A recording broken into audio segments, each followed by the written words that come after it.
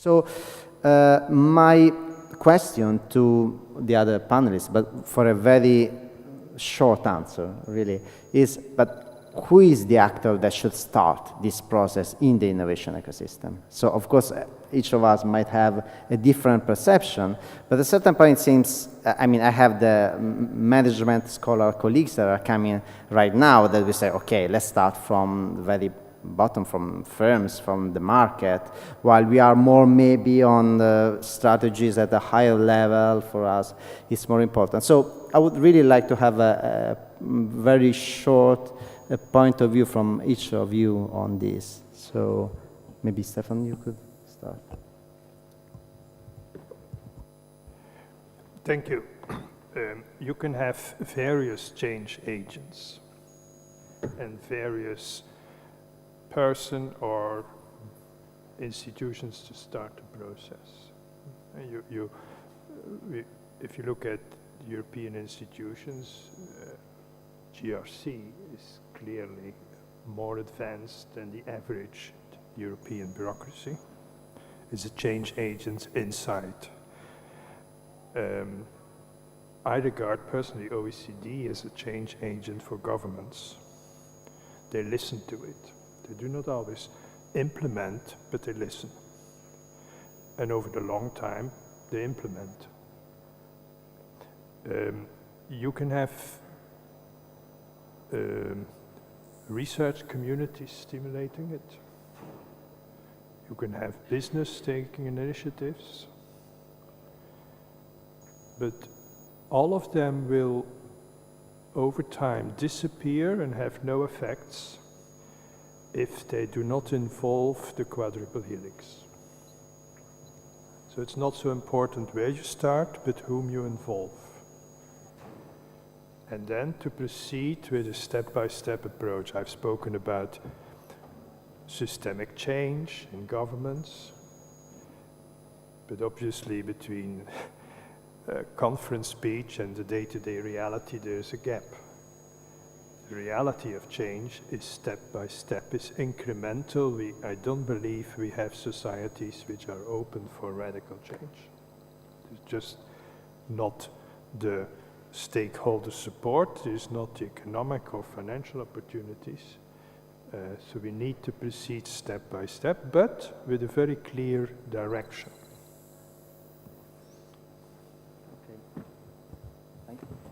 Thank you. Maybe we go on with Mario.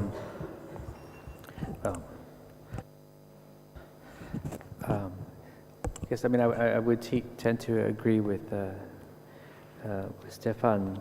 There's many change agents, but I think and there's at different levels, institutions, governments, but I think it comes down to individuals. I think it comes down to us, to leave our comfort zone, to open ourselves to other people, other disciplines, to,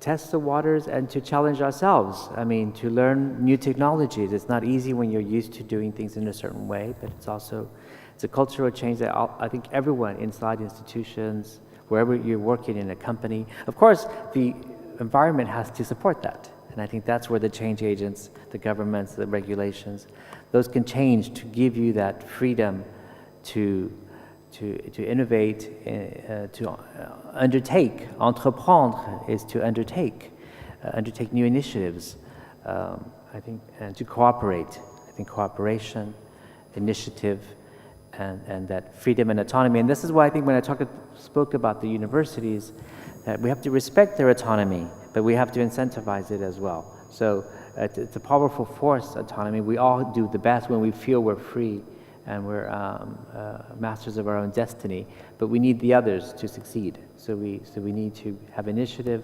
autonomy, and cooperation. Thank you, Mario. Aleš, please. Thank you. Of course, I agree with what has been said before.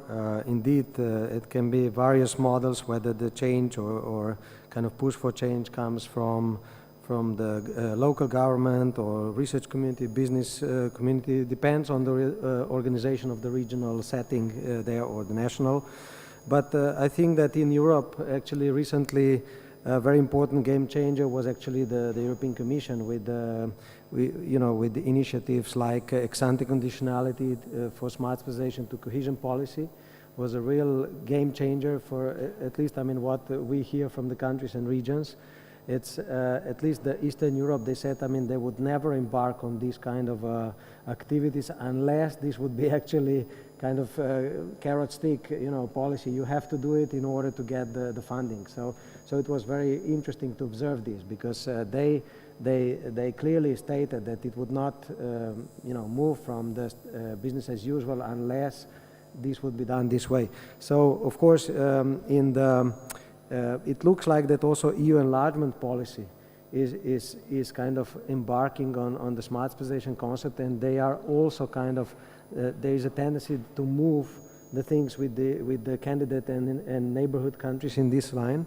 But also very important thing is the overall alignment of different line policies in the EU, because the smart specialization concept actually managed to integrate the EU policy making as a whole.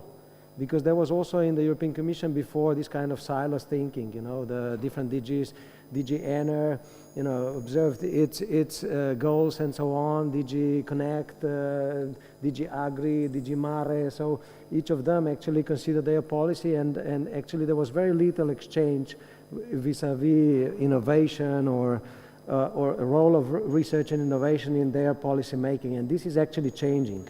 And this is extremely important. This is the first time that in the EU the policies are actually aligning around research and innovation, and this is really having a crucial role in it. And actually there's also this kind of counter-structure that is being produced in the smart specialization strategies that are usually regional and national response to to the tendencies, and then strategic cluster groupings around smart specialization policy that are kind of heavily supported by DG GROW and are kind of responding on a topic by topic, on case by case. So on energy, there's already actually, that's why we have actually started, designing the specific smart specialization policy platforms for energy, for industrial modernization, for digital growth, for agri-food, and there are other pending. So the one on health, the one on rational use of resources or raw materials, we still don't know how it's going to be called exactly, and so on. There are tendency also to respond to climate change pressures and so on. So there's more and more DGs that actually are pushing for this kind of very systematic formulating of platforms that are helping, bringing together the governance, so the policy making with the clusters and activities around Europe. So I think this is an important game changer on top of what has been said, of course, before. Yeah, thanks. Thank you. We finished. Yeah. Well, from the Bosnian perspective, at the local level, I firmly believe that it's up to the government to create the environment and all the necessary preconditions in order to enable the functioning of the system. But the research and particularly innovation are not, I'm afraid, highly placed on the political agenda in my country for the moment. So we're using this Euro integrations processes in order to boost and to strengthen our sector by implementing and trying to adopt and harmonize with the EU policies and the programs requirements. The first chapter that will be discussed if the Bosnia gets the membership status is the research and innovation. So we hope, and we're now having all of those exercises within the country in order to provide all the necessary preconditions for opening and successfully closing this first chapter. But in the meantime, I think at the European level, it's most definitely up to the European Commission, who basically, governs and also directs, takes the responsibility for the future research and innovation